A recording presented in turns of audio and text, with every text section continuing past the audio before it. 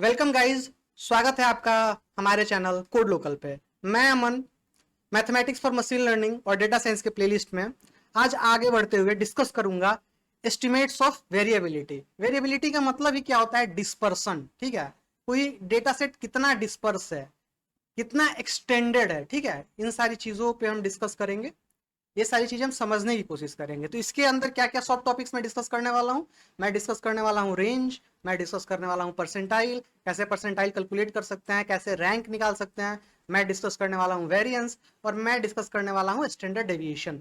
तो आप सोचेंगे कि अमन, आपने तो लास्ट वीडियो में बताया था कि measures of central tendency, mean, median, mode, इससे जब हमको डेटा का इंसाइट्स मिल ही जा रहा है तो एस्टिमेट्स ऑफ वेरिएबिलिटी की क्या जरूरत है? तो मैं आपको एक बहुत बेसिक सा एग्जांपल देता हूं और देखिए चीजें कितनी क्रिस्टल क्लियर हो जाएंगी। अगर मैं आपको कंपेयर करूं, क्या कंपेयर करूं? बैंगलोर और दिल्ली का टेम्परेचर। ठीक है, तो अगर ईयर 2022 के लिए अगर आप मीन देखिएगा तो दिल्ली के टेम्परेचर का भी मीन 25 डिग्री सेल्सियस था, बैंगलोर के भी टेम्परेचर का मीन 25 डिग्री सेल्सियस है। तो क्या ये चीज इंडिकेट करती है कि दोनों का क्लाइमेटिक कंडीशन सेम है, दोनों जगह सेम अमाउंट ऑफ प्रेफरेबल होगा किसी के लिए रहने के लिए? तो आपका जाहिर सा आंसर होगा कि नहीं, बेंगलोर ज्यादा प्रेफरेबल है, बेंगलोर का क्लाइमेट ज्यादा अच्छा है, ज्यादा स्टेबल है। तो ऐसी चीजें क्यों है? कहां मीन फेल हो जाता है? देखिए, as a data analyst, as a data scientist, आपको तो डेटा का पोस्टमार्टम करना ही पड़ेगा ना। तो वो सारी मैं आपको चीजें सिखाऊंगा जो मीन, मीडियन, मोड नहीं बता पाती हैं। वो सारी चीजों को हम डिस्कवर करेंगे एस्टिमेट्स ऑफ वेरिएबिलिटी के साथ। तो चलिए आगे बढ़ते हैं अपनी प्लेलिस्ट में।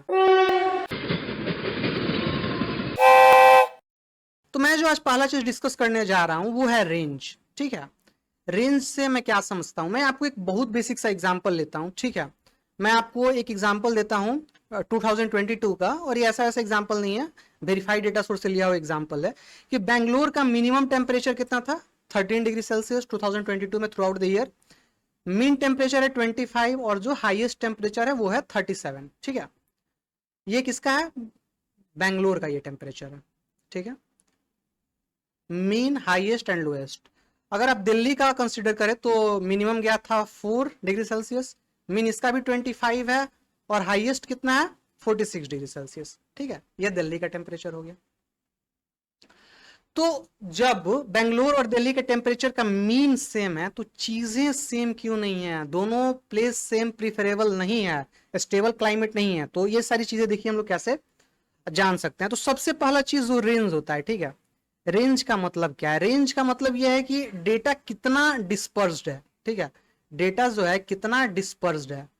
ठीक है, मैं आपको एक मैथमेटिकल फॉर्मूला देता हूं तो देखिए चीजें कितनी क्लियर हो जाएंगी। रेंज का मतलब होता है maximum of your data set में जो भी मैक्सिमम वैल्यू है, और minus minimum value of your data. So this is called as range. Okay, तो अगर आप रेंज कैलकुलेट करें, रेंज किसके केस में कैलकुलेट कीजिएगा? अगर आप बेंगलोर के केस में कैलकुलेट कीजिएगा तो डेटा सेट में क्या था? डेटा सेट था 13, 25, 37।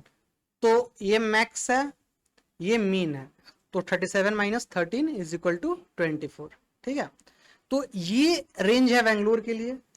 और मैं आपको दिल्ली के लिए रेंज कैलकुलेट करके दिखा देता हूं। जो दिल्ली का हमारा डेटा सेट था वो था 4, 25, 46। तो हाईएस्ट कितना है? 46, लोएस्ट कितना है? 4।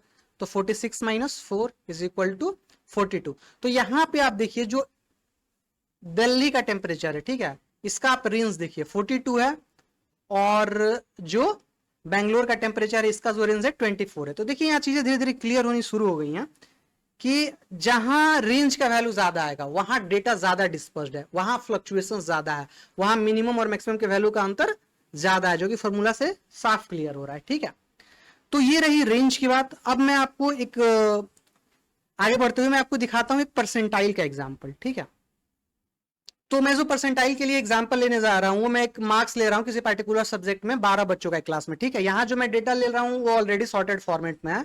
अगर आपका डेटा सेट ऑलरेडी सॉर्टेड नहीं है, अगर आपका डेटा ऑलरेडी सॉर्टेड नहीं है तो उसको आप असेंडिंग ऑर्डर में सॉर्ट कीजिए, तभी आप परसेंटाइल निकाल सकते हैं। सिंपल होगा। ठीक है, तो परसेंटाइल जो हमारा डेटा सेट है क्या है? मानिए कि आउट ऑफ 100 65, 70, 75, 80, 85। ठीक है, और फिर 90, 90, 92, 95, 98, 99 और एक बच्चा आउट ऑफ 100, 100, ठीक है। तो ये 12 बच्चों का जो स्कोर है ऑलरेडी सॉर्टेड फॉर्म में है, असेंडिंग ऑर्डर में, ठीक है।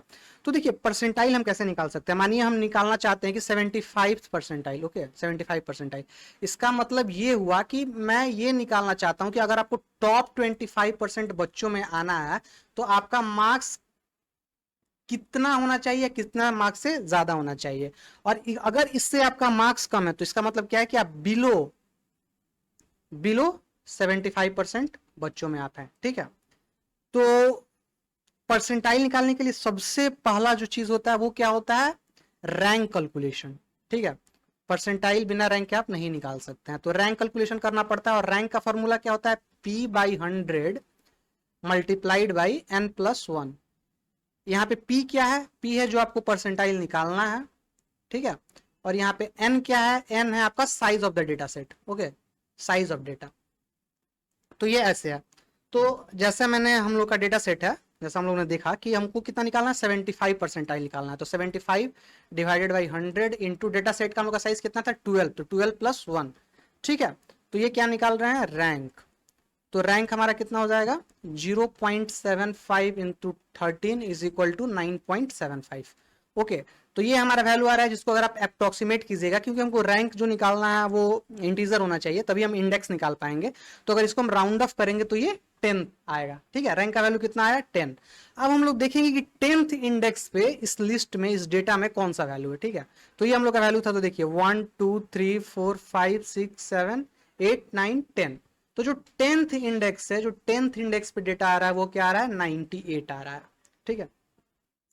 तो जो 10th इंडेक्स पे डेटा है वो क्या है, 98 है।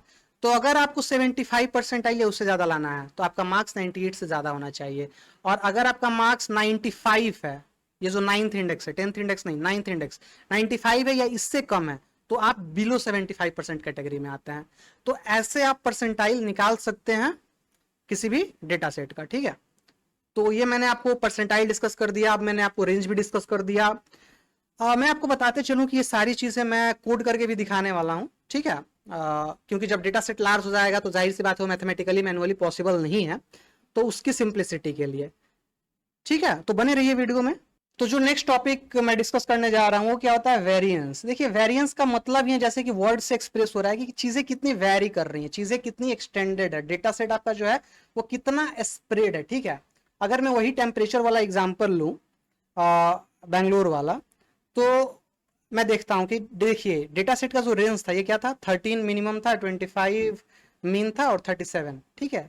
तो यहाँ आपको जो रेंज से एक चीज मिला कि ये 24 जो रेंज था कि डेटा कितना एक्सटेंडेड है, ठीक है। लेकिन अब हम इसको वेरिएंस की मदद से समझते हैं कि वाकई स्प्रेड कैसा है, ठीक है।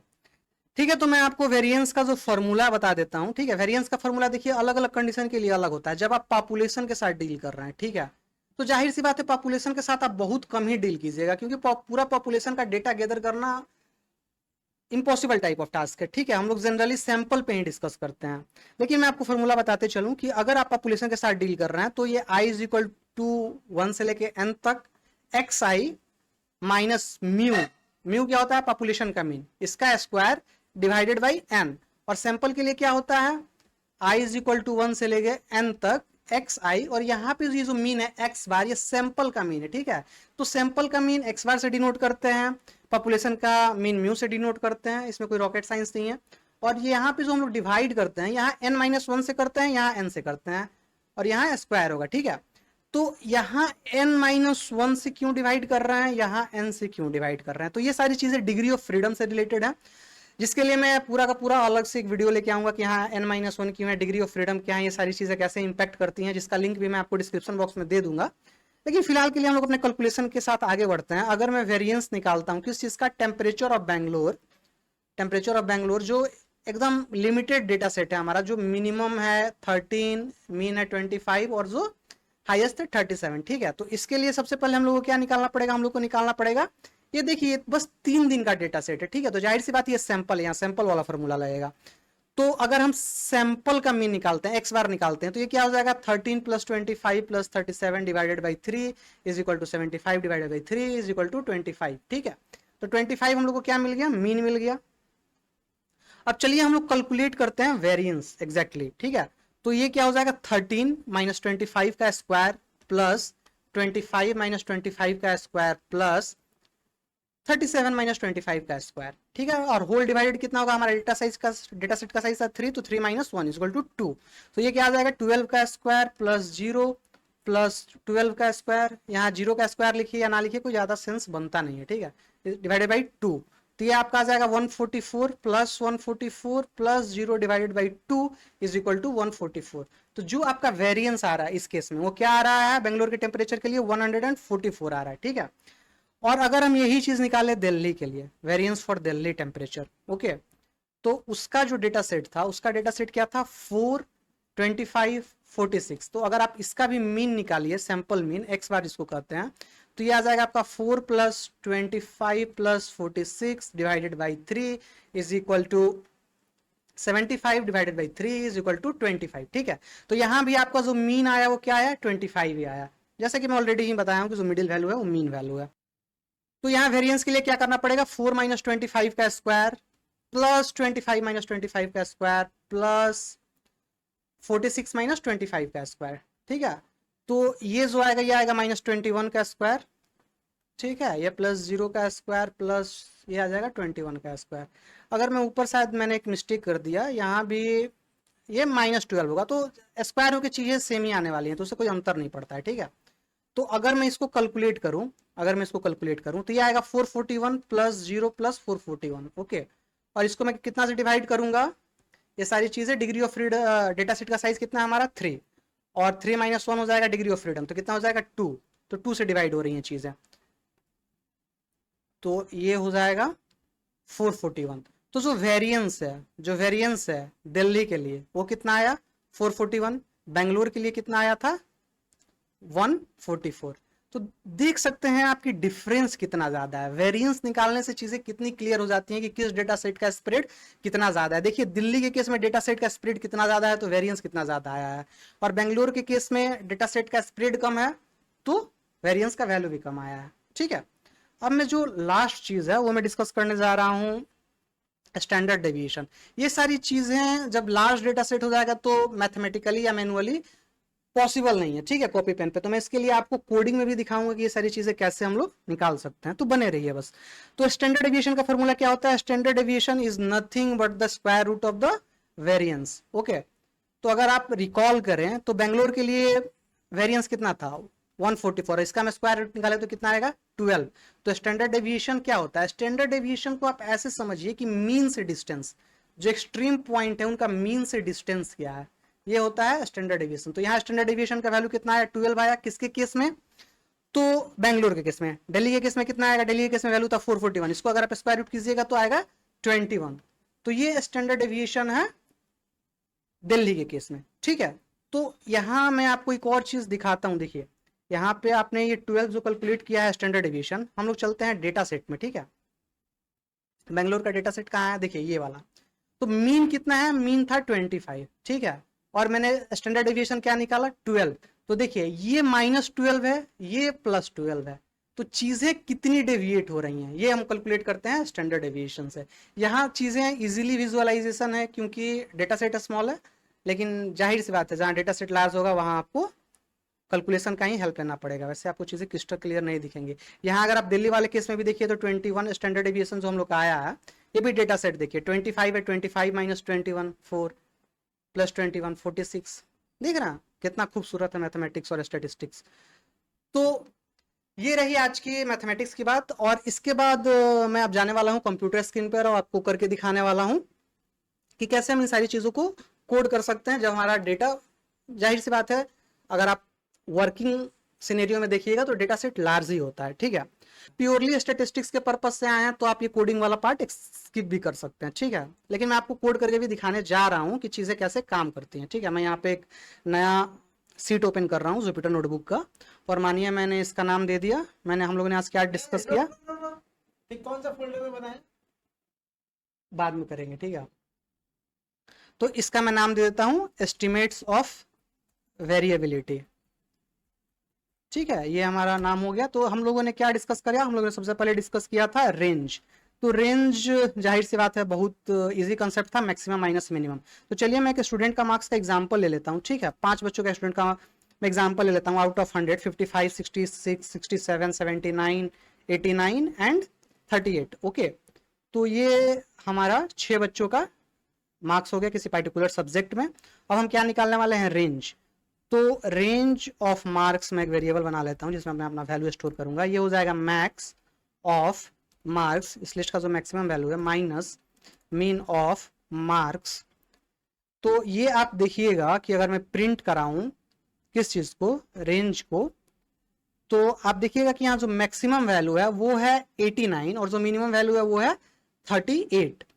तो यहाँ जो रेंज आना चाहिए वो 51 आना चाहिए। देखिए तो रेंज कितना आ रहा है, 51 आ रहा है, ठीक है। तो रेंज निकालना हमने सीखा। अब हम निकालना सीखते हैं क्या, कि हम लोग कैसे निकाल सकते हैं परसेंटाइल, ठीक है। परसेंटाइल के लिए भी हम लोग सेम डेटा सेट का एग्जांपल लेते हैं, यही डेटा सेट हमारा है। और इसके लिए परसेंटाइल निकालने के लिए देखिए क्या करना पड़ेगा, हमारा एक जो पाइथन का लाइब्रेरीज है नमपाई, ठीक है। तो नमपाई को हमको इंपोर्ट करना पड़ेगा, इंपोर्ट नमपाई एज एनपी करके लिखेंगे। और एनपी जो मॉड्यूल है, जो नमपाई जो मॉड्यूल है, उसमें एक फंक्शन है, क्या फंक्शन है, परसेंटाइल करके। तो देखिए उसके हेल्प से हम कैसे निकालते हैं। हम मानिए 75 परसेंटाइल निकालना पसंद करेंगे, ठीक है। तो percentile 75 is equal to NP, NumPy के मॉड्यूल किस फंक्शन को हम लोग कॉल करेंगे, परसेंटाइल। और इसमें 2 पैरामीटर हम लोग पास करेंगे। पहला पैरामीटर क्या होगा, हमारा डेटा लिस्ट जो कि है मार्क्स, और कितना परसेंटाइल हम लोग निकालना चाहते हैं, 75। तो इसको अगर मैं प्रिंट कराऊं कि परसेंटाइल 75 में क्या वैल्यू आया है, तो देखिए 76, मतलब अगर आपका स्कोर 76 या इससे ज्यादा है तो आप टॉप 25% बच्चों में आते हैं। अगर इससे कम है तो आप बिलो 75% में है, ठीक है, बॉटम 75% में है। तो हम लोगों ने क्या सीख लिया, हम लोगों ने रेंज सीख लिया, हम लोगों ने परसेंटाइल सीख लिया। अब हम लोग निकालना सीखते हैं क्या, वेरिएंस, ठीक है। वेरिएंस कैसे निकाल सकते हैं, कोडिंग के हेल्प से। तो इसके लिए भी मैं अपना डेटा सेट सेम रखने वाला हूं,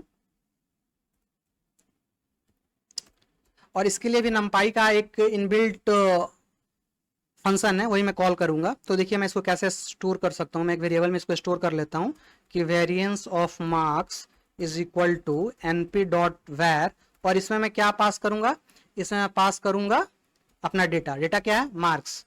मार्क्स लिस्ट में मेरा पूरा का पूरा डेटा है। अब मैं इसको प्रिंट करता हूं वैर ऑफ मार्क्स, ठीक है। तो देखिए क्या वैल्यू आता है, तो ये आ गया 267। ये हमारा क्या निकल रहा है, ये हमारा निकल रहा है वेरिएंस। और अगर लास्ट में, जैसे मैंने आपको बताया था कि standard deviation is nothing but the square root of the variance, okay. तो अगर मैं स्टैंडर्ड डेविएशन निकालूं, अगर मैं ये मार्क्स सेम का सेम रखूं, सेम का सेम रखूं, ठीक है, और मैं यहाँ अगर standard deviation of marks is equal to NP dot standard, ये एक फंक्शन है नमपाई मॉड्यूल का एसटीडी, जिससे स्टैंडर्ड डेविएशन कैलकुलेट होता है, और इसमें हम लोग क्या पैरामीटर देंगे, मार्क्स, ओके। अब मैं आपको प्रिंट करके दिखाता हूँ कि देखिए स्टैंडर्ड डेविएशन ऑफ मार्क्स में क्या आया है। तो ये आया है 16.34। देखिए 16.34 क्या है, स्टैंडर्ड डेविएशन, और जो वेरिएंस आया वो कितना आया, 267.22। चलिए एक थोड़ा प्ले अराउंड करते हैं। जैसा कि मैंने बोला कि variance is nothing but the square of standard deviation, तो करके देखते हैं।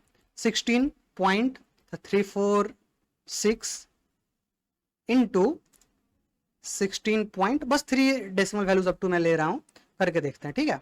तो देखिए क्या वैल्यू आया, 267.191। देखिए कितना सिमिलर है, ठीक है। मैं पूरा का पूरा अगर पॉइंट्स कंसिडर कर लेता तो एग्जैक्ट वैल्यू आता है। इससे क्या चीजें एकदम क्लियर हो जा रही हैं कि स्टैंडर्ड डेविएशन क्या होता है, वेरिएंस का स्क्वायर रूट होता है, ठीक है। तो आज की वीडियो में हमने देखा कि एस्टिमेट्स ऑफ वेरिएबिलिटी में क्या क्या चीजें आती हैं। हमने रेंज डिस्कस किया, हमने परसेंटाइल डिस्कस की, हमने वेरिएंस डिस्कस किया, हमने स्टैंडर्ड डेविएशन डिस्कस किया, मैंने सबको आपको कोड करके भी दिखाया। तो मिलते हैं अगले वीडियो में एक अलग टॉपिक के साथ। तब तक के लिए पढ़ते रहिए, आगे बढ़ते रहिए, हमारे चैनल को सब्सक्राइब जरूर कीजिए, और इस वीडियो को लाइक कीजिए। मेरे लिए कोई सजेशन हो तो कमेंट कीजिए, और अपने दोस्तों में शेयर जरूर कीजिएगा। तब तक के लिए अलविदा, जय हिंद।